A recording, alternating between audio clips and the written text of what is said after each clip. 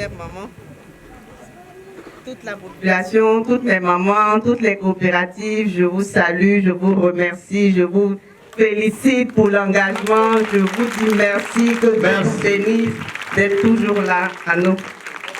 Nous sommes aujourd'hui rassemblés en pleine saison des pluies, la saison des semences, pour procéder au lancement de la campagne agricole des femmes 2022-2023 sur le thème de l'agriculture de subsistance à l'agriculture commerciale.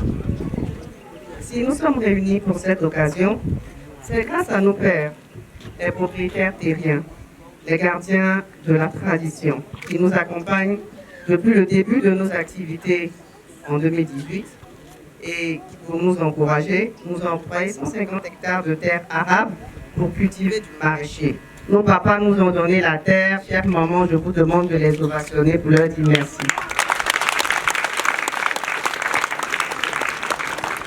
La Côte d'Ivoire solidaire, programme cher à notre président, son Excellence M. Alassane Ouattara, prône l'esprit de partage, de solidarité et des actions sociales envers les populations. En bon soldat engagé, l'association Diaboville émergente aide depuis 4 ans les femmes dans le département de Botro à la création de coopératives et d'entreprises viables. Elle leur apporte des appuis en matière de formation, de conseils, de matériel et de financement afin de proposer des solutions aux enjeux économiques, sociaux et environnementaux de nos territoires. Aujourd'hui, nous comptons 200 coopératives et près de 3000 membres. L'avenir, en effet, est à la complémentarité entre la ville et la campagne. Face aux défis de souveraineté alimentaire, de transition écologique, d'alimentation saine, de création d'emplois, d'amélioration des conditions de vie des populations, les campagnes sont au centre du jeu. Une économie nouvelle y est à inventer. Chez nous, à Diabo-Longuibonou, dans le canton Glo du département de Botro, les ressources naturelles et humaines sont là. La volonté aussi et le potentiel de croissance est énorme. La femme est une force de travail qui peut conduire le renouveau de Diabo-Longuibonou. N'est-ce pas? Les femmes sont des forces de travail et nous, les femmes, on peut diriger Diabo, non? Applaudissez! 43% de la main-d'œuvre agricole est féminine et les femmes sont incontournables dans les activités de production, de transformation et de commercialisation des produits agricoles. Et ce vendredi 15 juillet, nous lançons la campagne agricole des femmes. Alors, lancer une campagne agricole des femmes, c'est promouvoir le genre, valoriser les compétences des femmes et le métier d'agricultrice. Nous, les femmes, sommes engagées dans les filières riz, anacarde, manioc et maraîcher. Et nous voulons passer de l'agriculture de subsistance à l'agriculture commerciale afin d'accroître nos revenus. Avec le programme Une coopérative, 1 hectare, qui accompagnera cette campagne agricole, nous voulons montrer que le modèle de développement rural intégré dont nous faisons la promotion a été pensé et planifié entre nos besoins et la réalité. Dans notre programme, ce sont 150 coopératives de 30 membres chacune qui seront encadrées et ensuite organisées en associations villageoises d'épargne et de crédit afin de leur apprendre les rudiments de la gestion financière. La répartition des revenus de leur exploitation se fera entre les dépenses d'investissement, l'épargne, les cotisations sociales et le bénéfice net. Il est en effet pertinent de créer des pôles de croissance agricole autour de Bouaké afin de favoriser l'approvisionnement de notre métropole et des autres grandes villes en produits vivriers et autres aliments.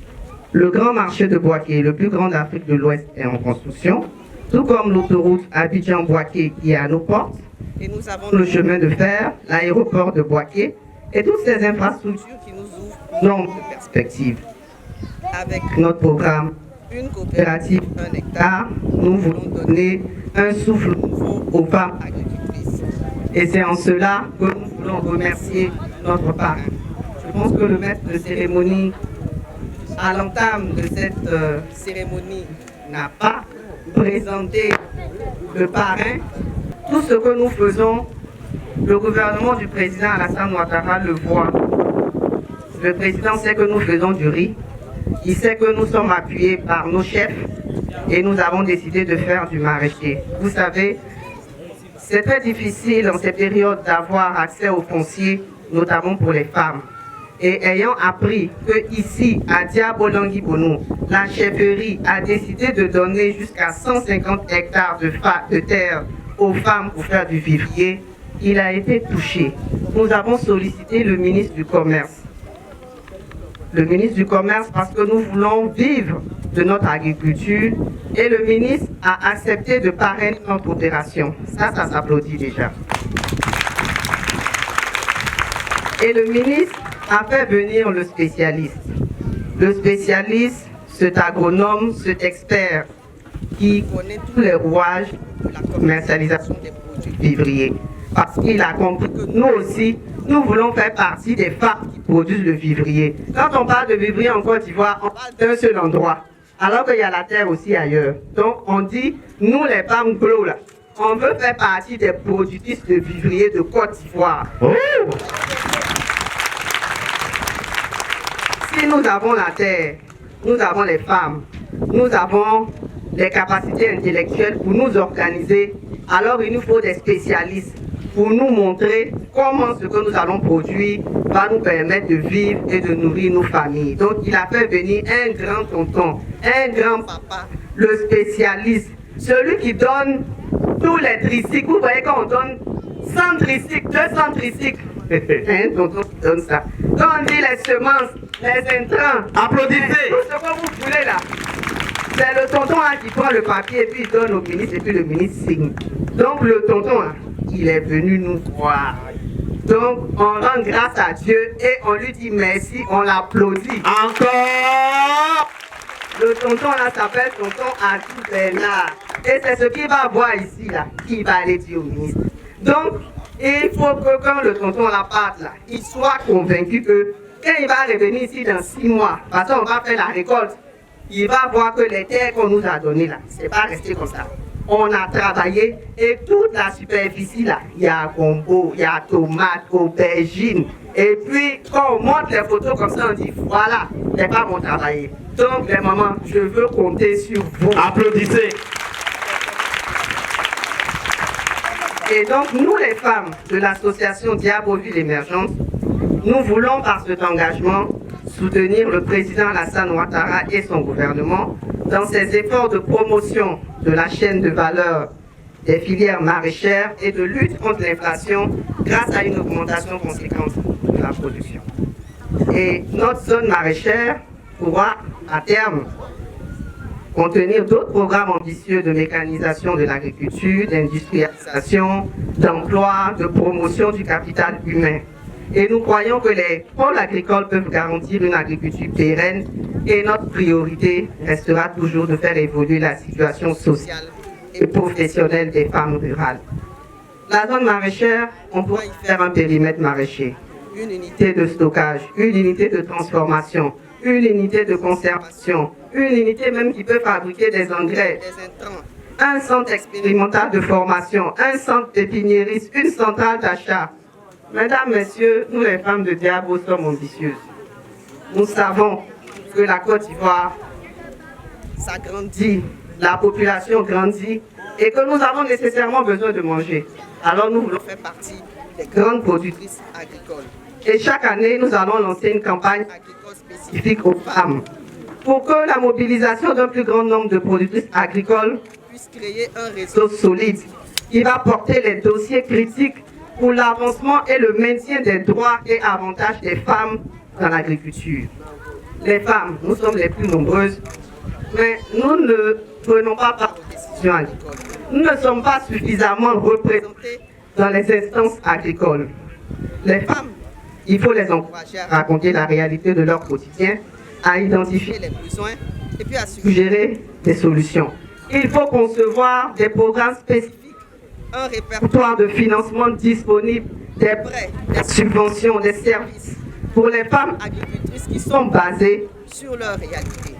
Et créer ce genre d'événement, lancer une campagne agricole des femmes, c'est emmener la société à reconnaître le statut particulier des femmes agricultrices. Comment elles vont parvenir à se frayer un chemin dans le milieu rural Qu'en est-il de la sous-représentation des femmes et quelles sont les stratégies pour aider? Une fêtière qui regroupe 200 coopératives de femmes dans l'agriculture, dans le commerce, dans l'artisanat et qui s'engage à les accompagner, à les former, à leur donner un appui matériel et financier pour que l'autonomisation de la femme soit une réalité ici dans le département des Hauts-de-France. Parlez-nous de l'activité d'aujourd'hui.